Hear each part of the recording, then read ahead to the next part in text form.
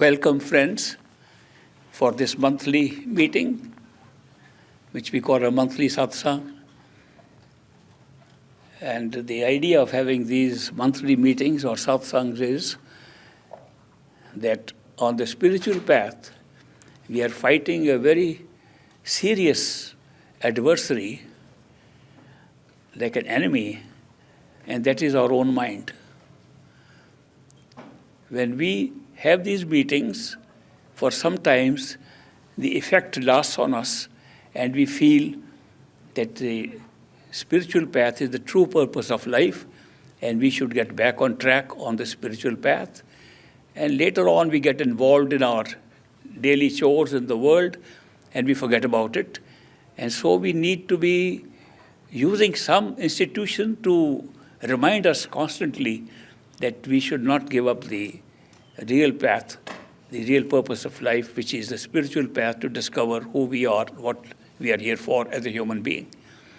So that is why these meetings are a reminder to put us back on track, and they are useful.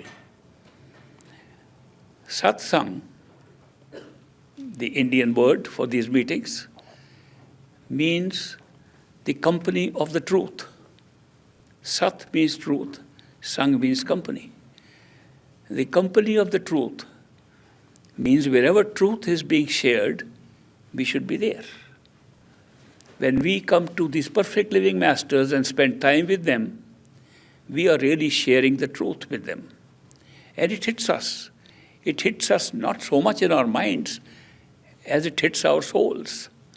It hits somewhere inside where we suddenly realize that is the truth we are hearing. That's the truth we are looking for. That's the truth we were always looking for. That feeling that comes in the presence of these people whom we call perfect living masters is a very powerful feeling and sustains our progress on the spiritual path. And that is why, if we cannot be in the presence of these rare people, and they are rare, these perfect living masters, but we gather amongst ourselves and think of those people and think of the truth and talk about the truth, that is also as good as satsang. So these meetings are good.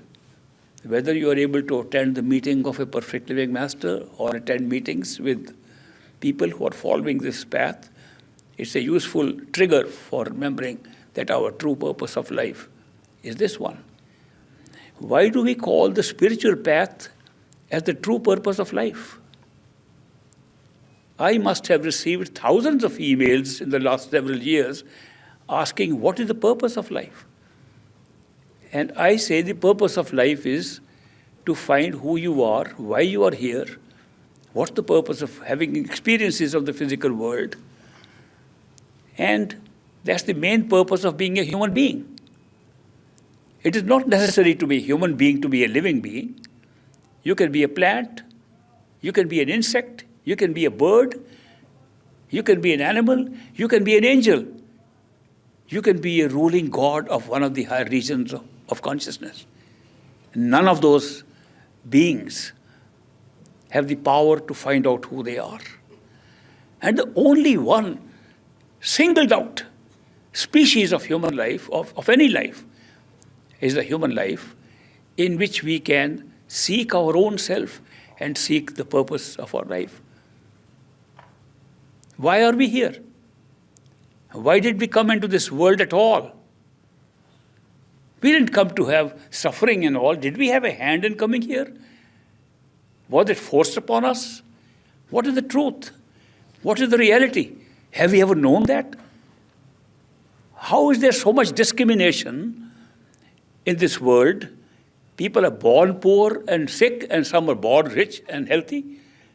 How can there be so much discrimination from person to person if, as religion says, we are all children of God?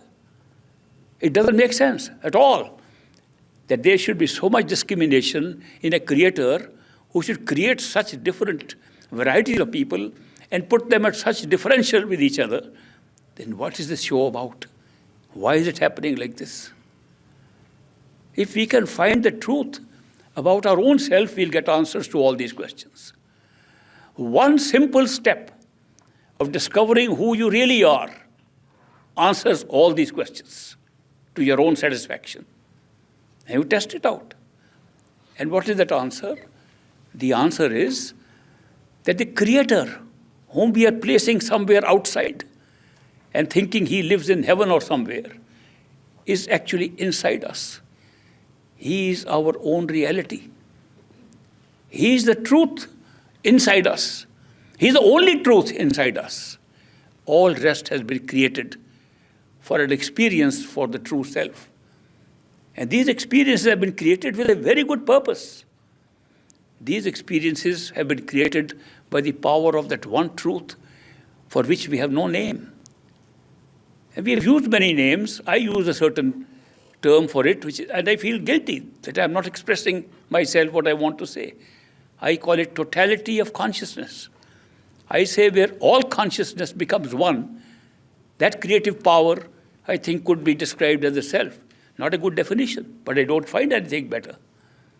Therefore, when we find that our reality, our truth, who we are, is actually inside us and is manifesting through all these experiences outside, it's consciousness experiencing what consciousness becomes conscious of, which we call creation. And this is all happening from inside out, not the other way around. There's no creator sitting outside doing it. It's happening from inside. We go into sleep and have a dream and see a whole new world of dream world, and we think it's all outside. We wake up and discover it is our own creation. Supposing you could wake up repeatedly from even this dream, which we call physical reality, what would happen? You discover that we are the ultimate dreamer, and there's only one. Only one dreamer. You can call him the Creator, you can call him by God, you can call him by any name, you can call him the totality of consciousness, but there's only one dreamer who sets up series of dreams. Why? In order to have a series of different experiences that are possible with consciousness. The experiments that can be done with consciousness are so immense, so infinite. And why not experiment? And then place in those experiences one experience which should enable you to wake up when you like and come back to the single dreamer. So all these experiences of different life forms, different levels of creation, different levels of consciousness that have been provided to us, they create different experiences for us because that is what consciousness is conscious about. It's a simultaneous experience that consciousness becomes conscious of something, experiences at the same time, it becomes reality for us. That's how it functions. It doesn't look like it when we identify ourselves with one of the characters in a play we create. If we ourselves were knowledgeable enough to know that we are not characters, we created the characters in our dream, in our play, in our show. If we can become truly knowledgeable, not conscious of it, knowledgeable about it, then you will see that the creative power has been placed in one of the characters at all times, at every level of consciousness. It has never been left out somewhere. The creative power or God or any name you give, Allah, Ishwar, Parmeshwar, any name you give, lies inside every form that has ever been created. And from their experiences, everything that is created outside. It doesn't matter if it's a human being, or it's an animal, or it's an angel, or it's a God, or any other power at any other level. So this secret, that the creative power is always inside and the creation is created outward, is a great knowledge to get.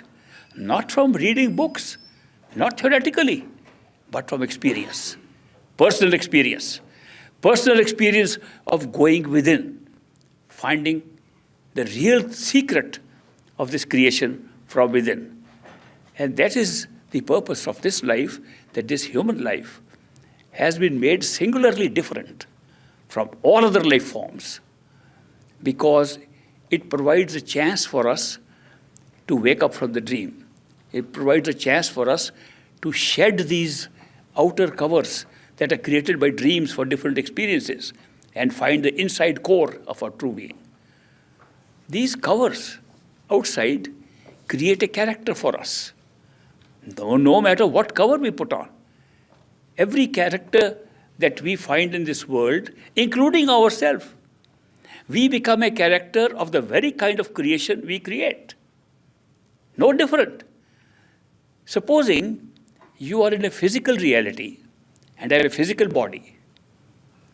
The physical reality outside is your only reality, and you are assuming that you are the self as a physical being because you are functioning inside through the physical being, not realizing that the physical being that you think you are is merely one of the characters like all other characters. It does not make you different. What makes you different is that you are experiencing all others only by yourself, not through anybody else. You're always experiencing through the same self. When you go to sleep, have a dream, you move around, do you know it's the same self that went to sleep? Not somebody else. You're not creating another character that runs around. You run around. Supposing you take a different form and become different in a dream, you still know that's you. The same you that went to sleep. When you wake up, you know that was you. A Chinese philosopher once said that he had a dream that he was a butterfly. And he was roaming around in a garden full of illuminated flowers which were so full with light and color that he was very impressed. He said, this must be the true real place. It's a reality. It was more real than the physical world. But he was a butterfly. He went from flower to flower. They were so extraordinary, live flowers with lights coming from them, which he had never seen in the physical world. And then he woke up. And he found he was a human being, as a philosopher. He contemplated, am I really a butterfly? And now dreaming that I am a human being? Or am I a human being who had a dream that I am a butterfly? He told his friends that he had this strange dream in which he was a butterfly, and that looked more real than the physical world. His friend said, don't be stupid. You are a human being. You can't be a butterfly. You shouldn't say, I was a butterfly. You should say, you saw a butterfly in your dream. He said, but I never saw a butterfly. I was flying as a butterfly. There was no distinction between this I and that I. The self was still the same. And then he said, how did you know it was you if you were a butterfly? He said, because I was flying, I woke up, I knew I was flying as a butterfly. The self never changes. The true self, which is our reality, never changes no matter what experiences we have at any level of consciousness. That's remarkable. It should be a good indication to us that if we have to find the self, we should find it in whatever form we are. It will be within ourselves. That is why all these great mystics who got their eyes open to higher levels of consciousness said, go within. The real kingdom is within you. The real nature of God is within you. The real essence is within you. And you have to find it within us. The human being is a unique form of life because it has been given a very unique experience that no other form of life has. And that experience we call free will. We feel that we can make our own decisions. We feel that we decide what to do. We can make choices. That there are always alternatives in front of us and we make a choice. Our whole life is built up on making choices. There's a unique experience. No other form of life has it. They just go by their instinct, they go by their programs, they go by their mental programs, and their DNA programs run their lives.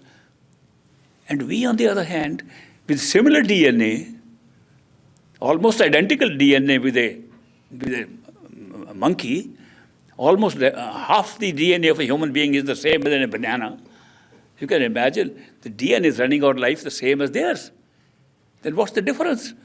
The difference is their DNA runs their life. They don't think what they have to decide. And we think we have to decide what to do. Maybe it's a big illusion. Maybe it's the greatest illusion that we have real free will.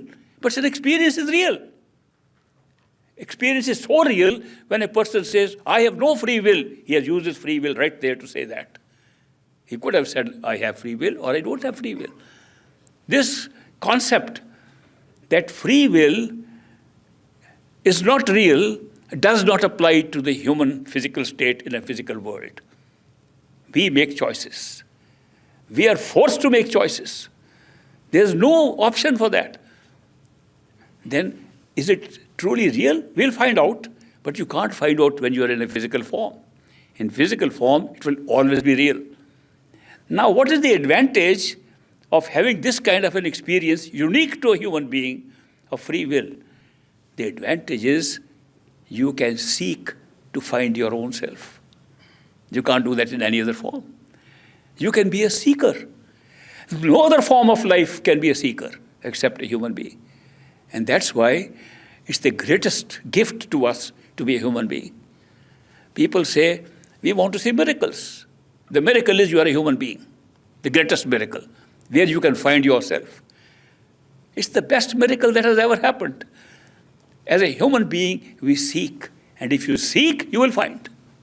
Period. Seek and you will find. If you seek, where would you seek? It depends what you are seeking. If you are seeking your sex partners, your friends outside, you will find outside.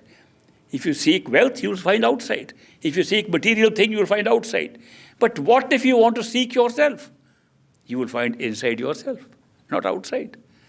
So seeking within is a secret available only to human beings. And that's such an important thing. When you will seek within, you will discover that this body of yours, which you were thinking is your own self, was merely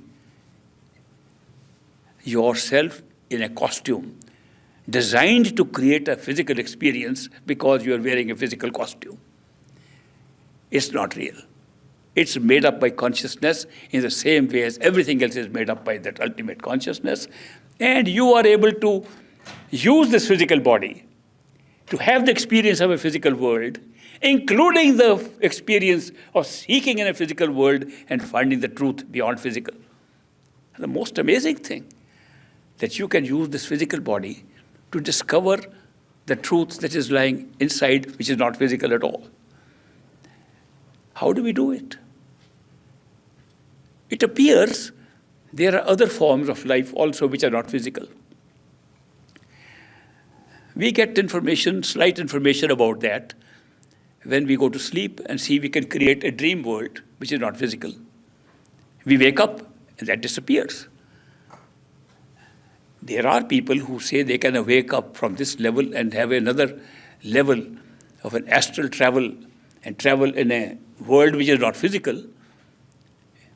Well, their testimony is there. Can we also do it? People say they have near-death experiences where they find their body floating above the physical body. They have experiences where the physical body is not there. The testimony is there. Can we try it? We don't have to try. We'll all die in the physical body. We'll find out ourselves. Everyone dies. Nobody is immortal in the physical world. Nothing is immortal in the physical world. I saw a documentary the other day in which they said if there was no human being on this planet, on the physical planet of the earth, what would happen? They said by next year, things will start crumbling down.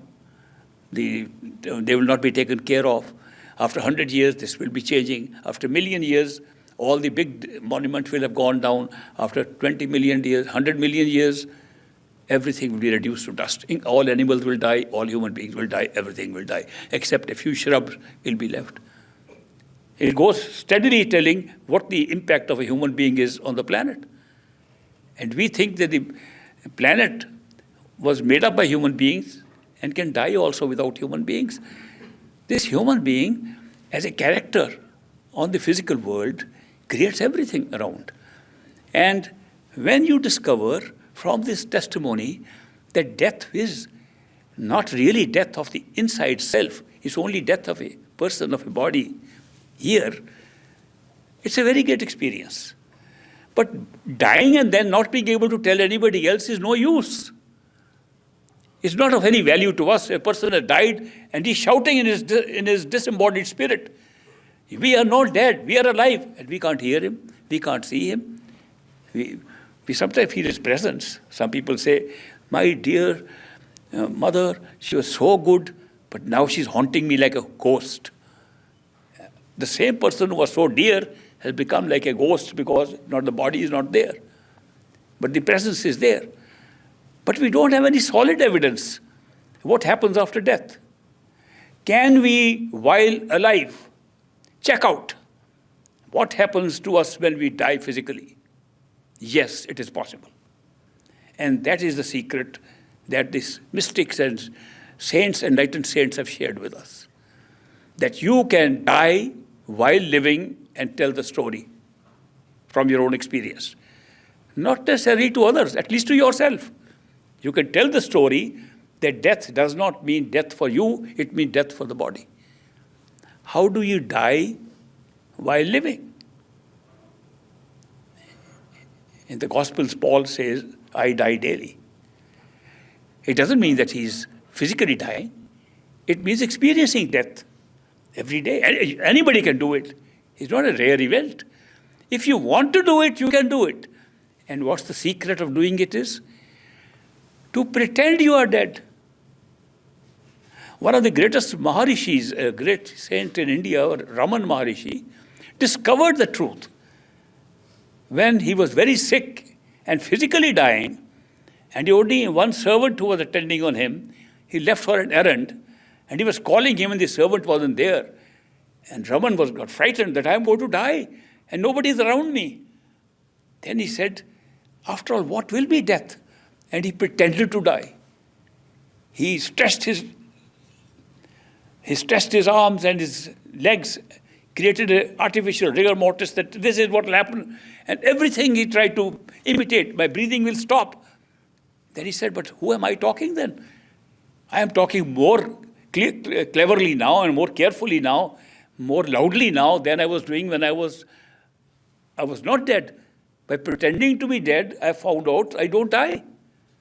And from there he started his search about death and became an enlightened person later on. If we can pretend to be dead, full pretense, it can work. But to pretend to be dead, to simulate all the elements of death, is not easy. Therefore, as a practice of dying while living, these mystics have given us, these saints have given us a very good formula.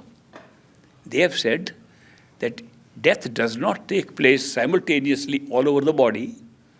Death creeps upon you from the extremities upwards, goes to the torso, ultimately goes into the brain. When brain is dead, then you are dead. Till then, you can lose the consciousness and sensation of your extremities, of your body, of your torso. Feel you are floating in the air, and still you are there. Only when the brain dies, when the head where you are operating from, when that dies, where consciousness operates from, then you are dead. So, his mystics have suggested, what is making us alive is our awareness that we have a body. Our awareness that we have hands and feet and our body. Our awareness that we have eyes to see. Our awareness that we have ears to hear. And through these awarenesses, we are aware there is another world outside, a physical world, which we are accessing now. What if we withdraw this awareness? If we withdraw this awareness, wouldn't be able to come back to the same point where death takes us? Now, how does withdrawal of awareness take place? They examine further what is creating the awareness. The awareness is being created by the power of a small probe in awareness called attention. When we put attention on something, we create it. At least we create the experience of it. And that is why our attention is flowing from the head, right all through the body, creating the experience and feeling of a body. And from the body and its sense perceptions, we are having experience of an outside world. What if I close my eyes and close my ears? Don't want to listen to what's happening outside. Don't want to see what's happening outside. And then I want to close my limbs also, so that I only work in the head. Is it possible? Yes. If attention is creating all these experiences, we can work with withdrawing our attention. Attention can be put anywhere you like. When we read a book, we put our attention on the book and read it. We are not conscious what is happening around us. Very little attention is outside to become aware of there is some surrounding around us, a permanent physical world around us. But the attention is on the book which we are reading. We can put attention on a flower and watch it. We can put attention on a person and forget. We can go to a concert and watch different musical instruments playing, put attention on the drums, they become louder, others become less. There's no change there.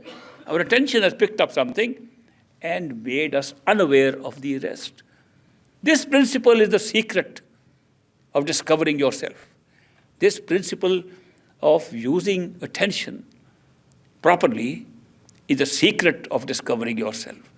Instead of putting attention on things outside, on the body, put your attention from where the attention is originating, right to the brain, in the head.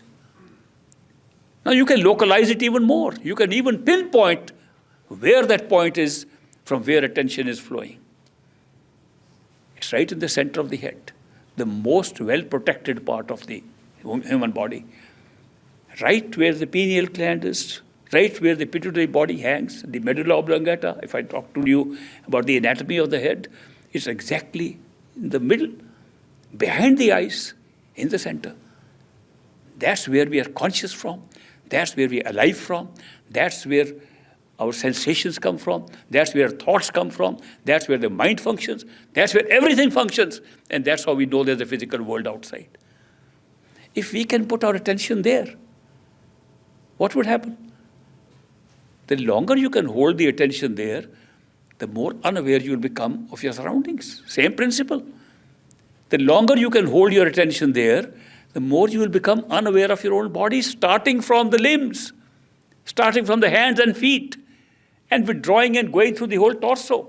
And one day, if you hold the attention there, you will not even know you have a body.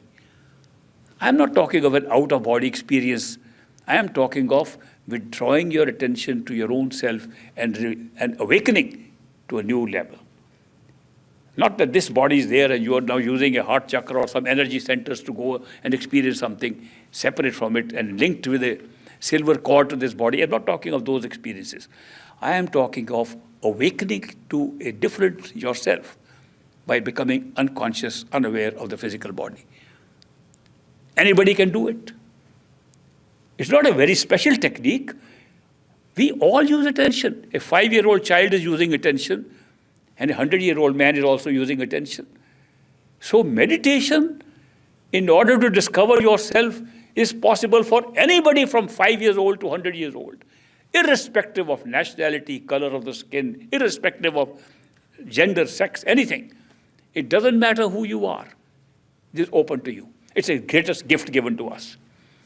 It's the greatest gift to be able to use your attention to withdraw to your own self and awaken to a higher reality of your own self and discover that what you thought was your real self as a physical body was merely a sensation created by yourself, created by consciousness in order to have a physical experience in a physical world.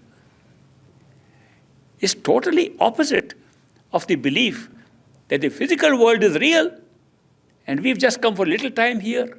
A belief that is ingrained in us. A belief that is very necessary for us to make this real, to create an experience as the real experience, which is the purpose of having experience, to make it a real experience. It is necessary for us to believe that this is a real world and this is the only real world. Nothing else is real. All others is just imaginary. This is the only physical real world. We have to operate here. It's true that at the physical level, we believe this is the only reality. It is the only reality, period. We have no other reality. But if you put your attention within yourself and awaken, you find a new reality. This becomes a dream. Just like when you are dreaming in the physical world, in a sleep state, that dream is a reality. You are not aware of the physical world. The dream world is the physical world for you at that time, and real. You wake up, that disappears, becomes the dream, and the wakeful physical world becomes the real. At one time, we have only one reality. We did not create illusions. It's only the process of consciousness using what we might call illusion to create reality. The consciousness did not create illusions. If somebody says this world is illusion, I don't agree. It's real. If it's illusion, don't eat food and don't tell me if you won't starve. Don't talk to me because I am not real. No, he's trying to convince me. It's illusion. It's illusion. Am I not illusion? Why are you talking to me then? Why are you talking to shadow? This is the only reality. It's real, so long as we are in the physical plane. So long as we are creating a physical world. The physical world is the only reality. If it were not the only reality, how would mystics come into our life here and tell us what's real? We hear them, we listen to them because this is real. Then the mystics are also not real. Nobody is real then. No, this is the process of illusion. The method of consciousness becoming conscious could be called a process of using illusion. The process cannot be confused with the end product. The process of using illusion by consciousness creating something that is not materially real and yet giving the experience of material reality is a process being used to create reality for us. So that is why it becomes important to accept this reality. And we are working to discover ourselves in this reality. We are not working somewhere else. We are trying to use this physical body to discover a reality after which we will find out that the physical body was not real when we wake up to our level. So that is why it's important to know that this system of meditation that these mystics tell us is a system to be used in the physical body, in this reality which we accept. But once you use the system, you can find the true reality which is beyond this physical reality. Now, once you are able to do that and become unaware of the physical body altogether, what happens?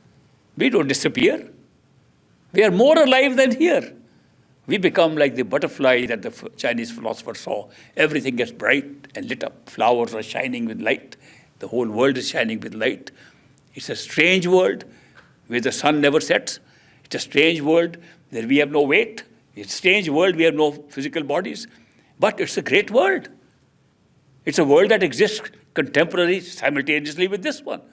But we never saw it because we were blinded into physical reality by putting our attention out into a physical form through which we operated in this world. These forms are created. Now somebody comes to me and says, are you suggesting that I am creating this world? No. I am not suggesting that you, the physical body, are creating this world. You can't even change anything here. Try. If you are making it up, try to change the color of these flowers. You can't do anything. But you, the self, are creating this world. And the body is not the self. Discover who you are creating everything. You are the creator if you discover yourself. If you don't discover yourself and think that the cover upon you, the costume for a particular experience is yourself, you're powerless. You have no power to create anything. You can create something with your intellect. You can create material things in a material world. You can create astral things in an astral world. You can create all the karma of the world in a causal state. You can create everything, change the whole destiny of people in a state above the causal state, above the supramental state. You can do all those things, but only in those states. Not when you're sitting in the physical body here. So that is why the possibility of discovering all levels of creation, all levels of consciousness, lies in the human body when we are sitting here. That's amazing. It's the most amazing experience, the most amazing miracle that one can have. And the process continuously is the same. Go within. Go within this body, you discover the higher self. Go within that body, you discover a still higher self, the mind. Just go within the mind becomes a costume. Throw it out, you become the living force of consciousness, which is your soul. You go within the soul, you discover there was only one total soul, the creator of everything. People cannot even understand what it means to find our true self. I have not seen it written in any book, by the way. I haven't read many books, but whatever I've seen, they talk like you are going back to your true home and leaving everything behind. When you wake up from a dream, do you leave everything behind and then wake up, or do you finish the whole dream? Everything is gone with you. When you wake up from a dream, the whole dream ends. All the people you saw, all the places you saw, all the buildings you saw, all the worlds you saw, all the galaxies you saw, they disappear when you wake up. When we go to our true home, and this is not mentioned anywhere that I know of, but I want to share the experience with you, that you go to your true home, you draw the whole of creation with you into it. Not that you're going as a single person traveling into a place where everybody else is around. The ultimate experience, if there is only one, how can anything be outside of it? You draw everything with you. That's the greatest of experience of merger that you can even think of or contemplate it at any level. We talk of a merger, which I think is a great thing to be merging into reality. But the ultimate merger is a merger of the entire creation at all levels, with you going into your true home. So these things are not described anywhere because I don't think they can be described. It's impossible to describe them. We are taking our division into separation as reality. We are different beings. We look so different. We talk differently. We think differently. Our languages are different. Everything is different. We wear different clothes. How can we be one? In the ultimate, not only we are one, there is no we. There is only one. The one creating the we. The one creating the experience of the we. Not creating we, creating the experience of the we. Creating the experience of the many. Experience of there being separation. There is a great art. I think our creative power, the ultimate creator, is the greatest artist. I have not seen any art better than the art of creation that has taken place. The artist, only one artist, chooses to make the many of the same type. Consciousness splitting into multiple consciousness. Like a person looking into a mirror sees his own image there, then he puts 1,000 mirrors, sees 1,000 images there, puts one mirror with 1,000 little round images and sees 1,000 images in one. The creation of an image of oneself in 1,000 million trillion unlimited infinite forms. Nowhere else. Was there a compulsion on consciousness to do that? No, there was no compulsion. There was total freedom. If there's only one consciousness cannot be tied down to anything. They're totally free. If we can call something totally free, it would be a totality of consciousness. Totally free. Then what was the need? If mentally we want to ask this question, which won't apply there, but I'm just using it as an example here. If we were to ask the question, why did one totality of consciousness, one creative power, one creator, decide to create the many? If we go back on the spiritual track, discovering each level from bottom up, from the physical to the sensory, to the mental, to the spiritual, to the total. If we go in that order, we discover the reasons for each level being created as we see them. And when we reach the top, we discover that there is something that persists at every level. Something that's persisting even now, even in dreams, and at every level. Not everything persists. For example, separation doesn't persist there. These flowers won't persist even in the astral plane, they'll become astral flowers. In the causal plane, they'll just become a concept of flowers, not even flowers. In the spiritual states, they'll just become a creative power which can create flowers and other things. It won't be these flowers. But there is one thing that's flowing through all the time, and maybe more than one thing. which does not leave us at any time. And those three things I am going to mention are available to us at all times, even in the physical body, even the dream body, even in the astral body, even causal body, even in our totality. What are those three things? First is called love. The power of love exists everywhere. It's the most powerful thing. It's almost the identity of our totality. Love, they say God is love, and love is God. They didn't say it in vain. They didn't just make a statement. Because love is right there to the top and descends right up to this point and never leaves us. The principles of attachment and so on are based upon the principle of love.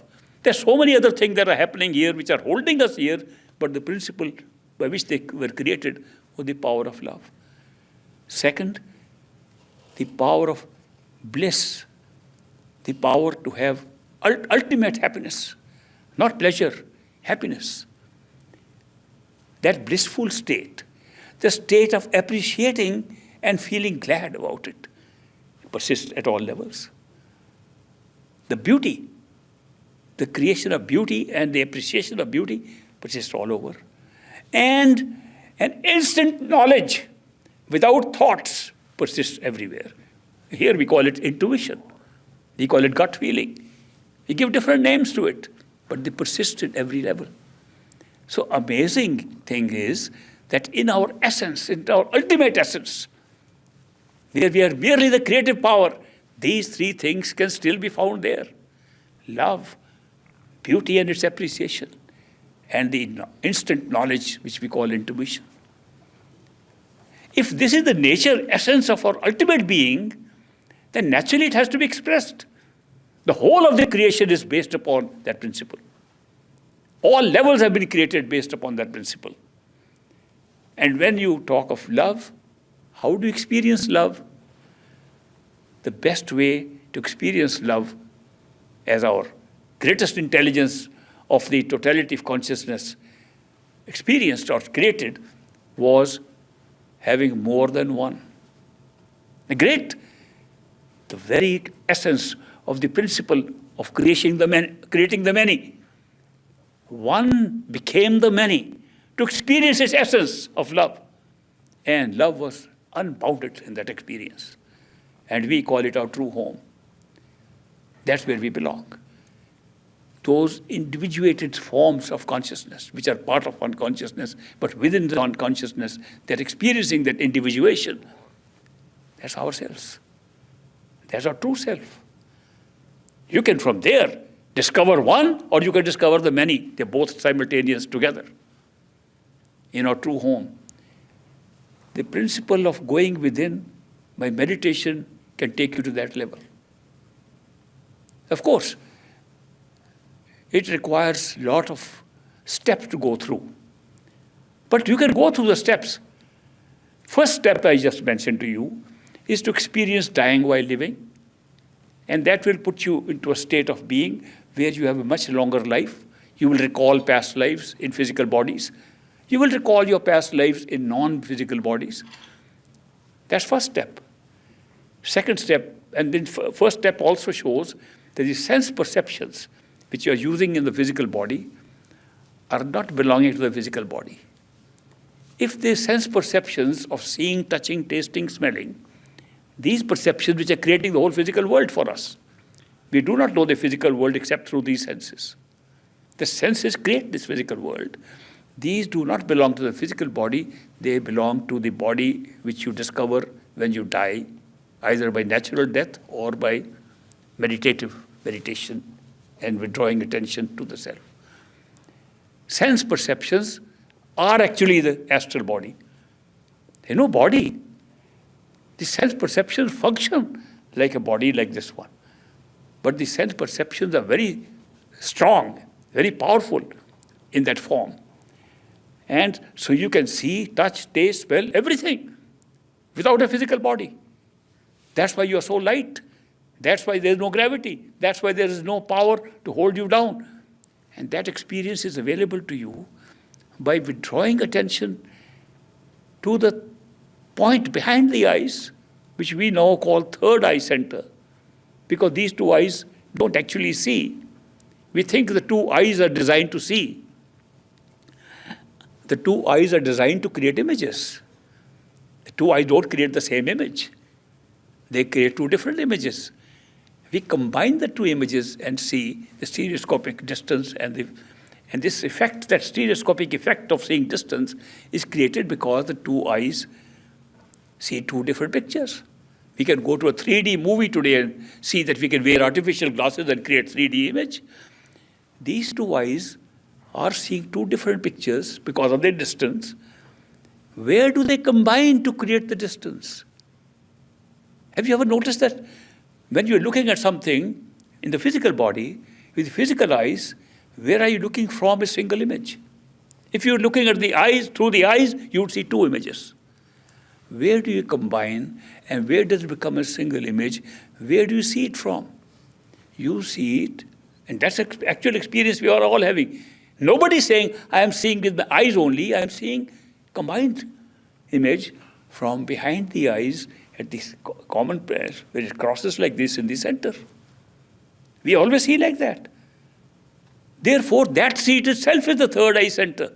That itself is the place from where consciousness is operating in a physical body. Not difficult to know.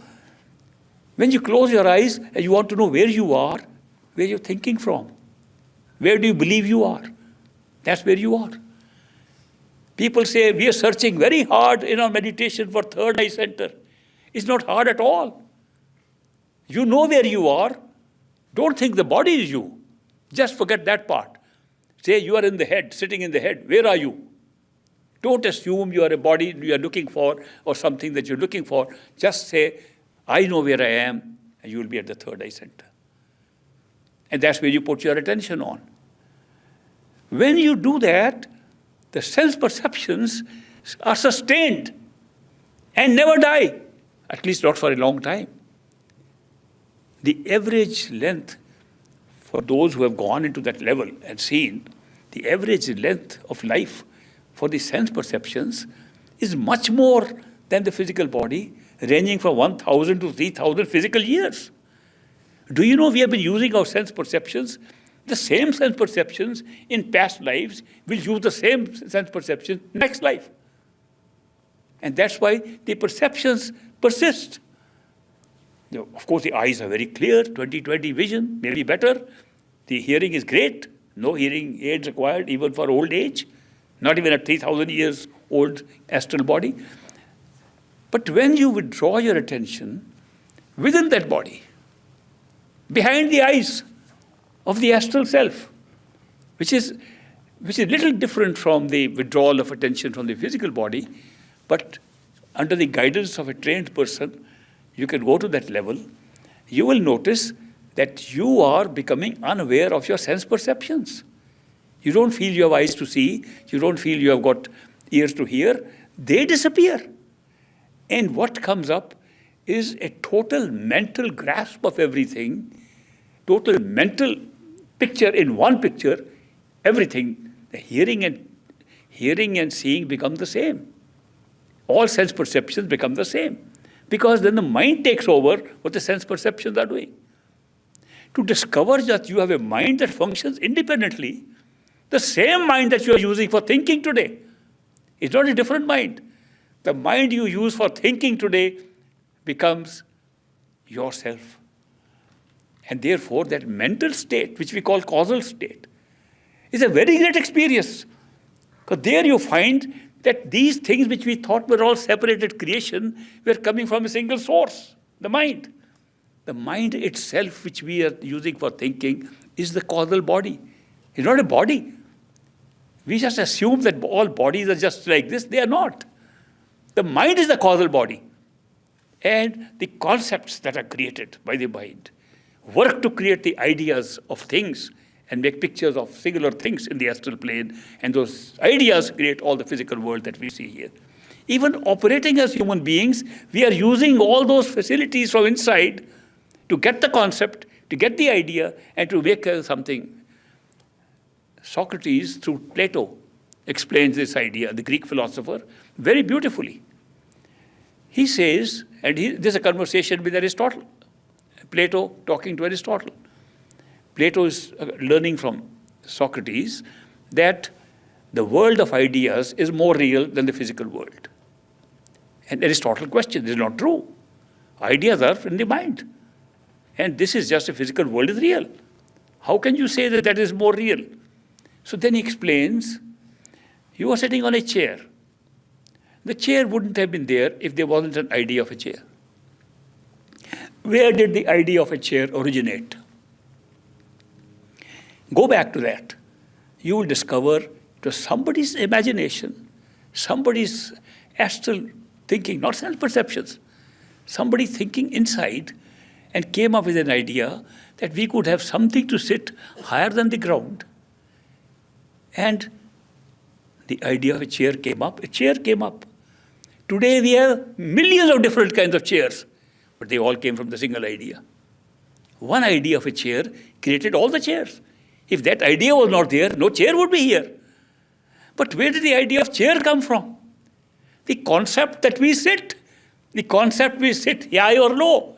Where did the concept come from? From a still higher plane, our own mind. The mind created the concept. The sensory perceptions created what could be seen as a chair, and all the physical chairs came from there.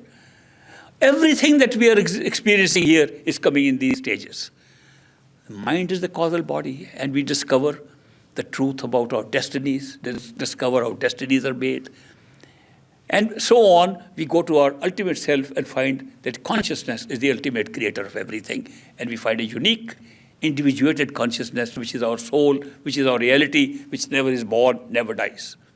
Mind even has a life, maybe about 3 billion physical years, or little more or less. But soul is immortal. It was always there, will always be there. That's our reality. We go higher to totality. Of course, that is total. All souls are part of it and never separated, only having a separate experience of the many. What a beautiful setup. How can you say there can be greater artist than this who designed this, who set up all this? And who is that artist? We, in our true form, in our ultimate reality. And that's the same artist, the same creative power manifesting in so many right here and right everywhere else in the universe, experiencing its own creation. It's the creator experiencing its own creation through several points of view, which we are as human beings. They're just points of view of a single creator, experiencing creation. All this that I am sharing with you can be verified by you. It's not a theoretical model I'm setting up for you. I'm not saying, believe me. I am saying, see it for yourself. Practice, go within. Methods are available. You can use them. Do your best. Now, what was the purpose of creating a world like ours with so much misery, unhappiness, torture, terror, sadness, sickness? Is there any purpose for consciousness to experience these? What's the very purpose of creating all this unhappiness and such misery? Couldn't we have a better design than that? The truth is that consciousness, when confined to form and space and time, which happens at the causal level, at the mental level, cannot experience anything except in pairs of opposites. If you want to experience happiness in these worlds, 3 worlds of space and time, you can only experience if you know what is unhappiness. There won't be a concept of happiness. The concept of happiness comes from unhappiness. The concept of light comes from darkness. Think of it, if there's light all the time around us, whether we close our eyes, open our eyes, whether we are day, evening, morning, we would never have seen light. We wouldn't even know about it. We wouldn't even know it exists. Therefore, in these 3 worlds, the experience was generated by pairs of opposites. It's a world of duality. And therefore, the dual world was created so we could have all the experiences. But was it necessary for the ultimate reality to do that? Yes, because the ultimate reality, where there is no duality, creates a world of duality and makes it a dual world. That's the greatest miracle. I can't imagine anything more soundly set than this creation. And everything that is set here. But then you say, is it good to give real pain to the self? To have this? No. If you wake up, there's no real pain. Supposing you have an accident in a dream and are injured in a dream. You say, oh, powerful injury, accident, I'm so much in pain. You wake up, thank God it was a dream. That's what we will say. Every time you wake up to a higher level, you will realize it was like a dream. We did not cause real pain. We caused the experience of pain, which became unreal when we woke up. And therefore, we created an illusion of the pairs of opposites to rise one day whenever we like. And when I say whenever we like, I want to explain that also. If we were individuated consciousness, souls, in our true home, and we decided to have the experiences, first of all, it's not necessary that the entire myriads of those souls should come and have the experience. Only select few decided, we are those select few, decided to come and have new experiences. We descended to different levels, and having experiences, we came right up to here with the arrangement made right from day one, right at inception, that when we are tired of this experience, we will go back and awake. And we did not want to just leave it to chance. How will we wake up? I remember a movie somebody recommended to me. I don't normally go see movies, called Inception. Many of you might have seen it. Inception is also a movie which I liked because it creates realities through dreams. But in order to wake up from a horrible dream, they carry a totem in their hand, which comes up in the dream also. It's a little prickly thing in the hand, in the palm. So when they press that, they can wake up. So they made the arrangement before going to sleep in that movie to be able to wake up when they want to. We made the same arrangement. Before we ever left our true home, we made the arrangement when we are tired of the show we are creating, when we are tired of the world of duality, we should be able to wake up. And the totem was the seeking and finding of something in that universe called a perfect living master. A perfect living master is part of our illusion, part of our creation. And yet, he appears in our life when we are ready to go home. It's our own decision. We have made an arrangement ourselves that when we are tired of this world of duality, world of opposites, we can wake up. And we made the arrangements, and that seeking comes at the right time when we want to wake up. When the seeking comes, a perfect living master appears in our life. We don't find him. You can't find him. There's no way you can find him. He can draw you to him through the same power that exists in totality, power of love. That's the method. These mystics don't use other methods. Even meditation is for our mind, for our body, senses, and our mind. It's not required by our soul. Our soul only requires love. Love pulls us, and we can't help it. We go back home. That's the method they use. That is why we are drawn by a strange love when we meet these people. And we can't even explain. Sometimes the mind makes us run away. We don't want to believe in these people. And the love pulls us back. This is a strange thing, but it's the method we have set up ourselves. So it's a very guided thing that we have arranged ourselves. And that is why when we are ready to go home, the master appears by coincidence, by strange methods. Any method can be used. It's a created method. In India, they say, when a chela is ready, the guru appears. They don't say, when a chela is ready, he can find a guru. He appears. And that is how these happen. If you ask these people, when you go to perfect living masters, how all those people sitting around have found him, each one will tell a different story of the coincidences through which they came up. The circumstances were made possible for them to come up there. People picked up from different parts of the created universe, all coming at the right time when they're ready to go back home. So when you're ready, Master appears, and that's the method we ourselves made. What does he say? He acts exactly like ourselves, like an ordinary person. There was a very holy saint in India. His name was Baba Fakir Chand. I'm mentioning his name to you because I get a lot of emails about him, asking me questions about what he said. He says, a perfect living master is like an ordinary human being. He knows nothing. When he acts as a perfect living master, your power inside you is acting. Now, many people have misunderstood this. He was our neighbor. I knew him. My father was a good friend of his. We lived in the same town, Ishwar Puri, in India. And so, being his neighbor, I also attended his satsangs.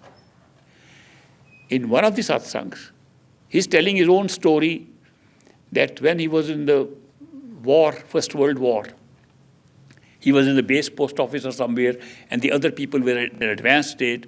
3 soldiers who were his disciples were all ambushed by the enemy, and they knew they were going to die. So they all sat together to pray to him to save them, if they can, or be ready to take them home if their time has come to die. As they sat meditating, he appeared in front of them. All 3 of them saw him. And he said, you are not going to die. Go behind this camp, and there's the bushes there. Under that, there's a tunnel. Come out of the tunnel behind the enemy lines. And they did that. They found a bush, they found, and came back and went straight to him to thank him, thanking for saving their life. He said, I know nothing about it. Fakir Chand says, I know nothing. I myself sitting frightened. Some bomb may fall on me. And on that basis, there's a book called The Unknowing Saint. It's a biography of the unknowing saint. He said, I know nothing. Now, people have started believing that really all saints know nothing. Because Fakir Chand in one article I read, Fakir Chand is the only honest mystic, honest saint who declared we know nothing. Now, do they really know nothing? Are they showing humility? Or is he telling the truth? People have not heard his satsangs where he describes his statement. I've heard the satsang. In that he explains that when we say we know something, the knowledge is not coming from the physical body. The knowledge is not coming even from the mind. Knowledge is coming from our truth, which is only one. Therefore, when somebody says you are doing Fakir Chand something, I say no. That power is doing, which is also in you, also in me. He's explained that. And in one satsang, very interesting, Fakir Chand is telling the same story to his people, I know nothing. And his disciple, who became a saint in his lifetime, his name is Tara Chand, Sant Tara Chand.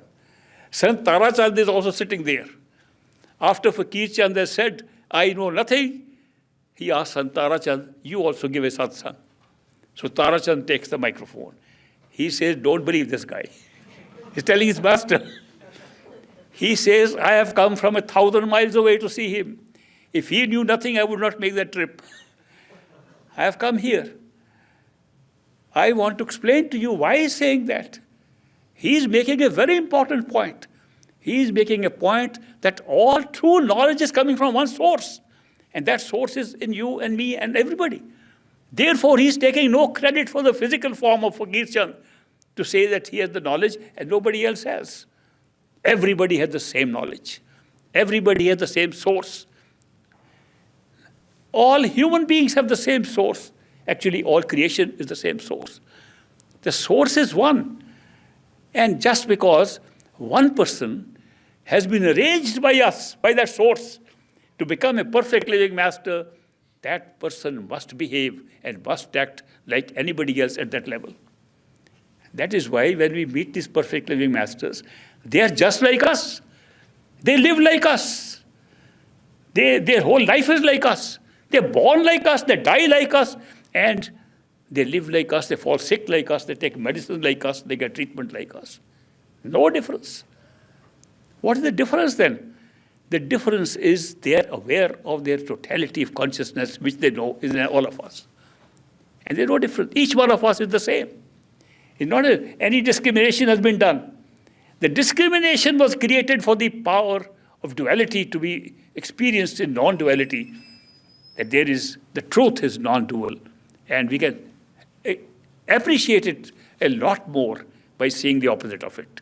That's why this world was created in opposites. This is a beautiful experience. I'm sharing with you because I don't want to make it a book knowledge, theoretical models of this thing. This is personal experience, personally experienceable by everybody. My suggestion to you would be, listen to everybody, but don't believe it till you experience. Don't even believe me. It's not something based on belief, because that will be blind belief. Blind faith has no place in true spirituality. True spirituality is to discover your spirit, yourself, not on somebody else's saying. It does not mean that unless you see spectacles inside, you're not spiritual. Your life changes, outside things happen. In this very physical reality you are experiencing as reality, miracles happen in this reality. You are progressing spiritually. So many things are happening in our life. Once we are on the spiritual path, life changes right here. Don't wait for something to come later. Watch now. If you are on a spiritual path doing this meditation, outside life will change at the same time as inside life. So don't wait for something. Oh, I see nothing, therefore I am not spiritual. I have made no progress.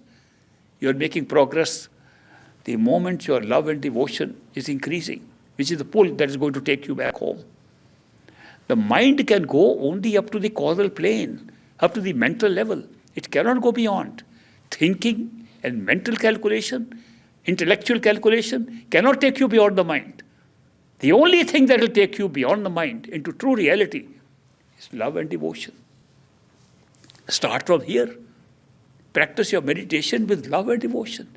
You have been given the instrument of practicing by a perfect living master who comes into your life. His love is unconditional. One of the definitions of a perfect living master is you experience his love is unconditional, non-judgmental. He will never judge you, how good or bad you are. He picks you up because you are marked soul, ready to go. You are ready. Therefore he has come. He did not come to evaluate your karma. Your own mind is doing that evaluation all the time. He doesn't need to get into that.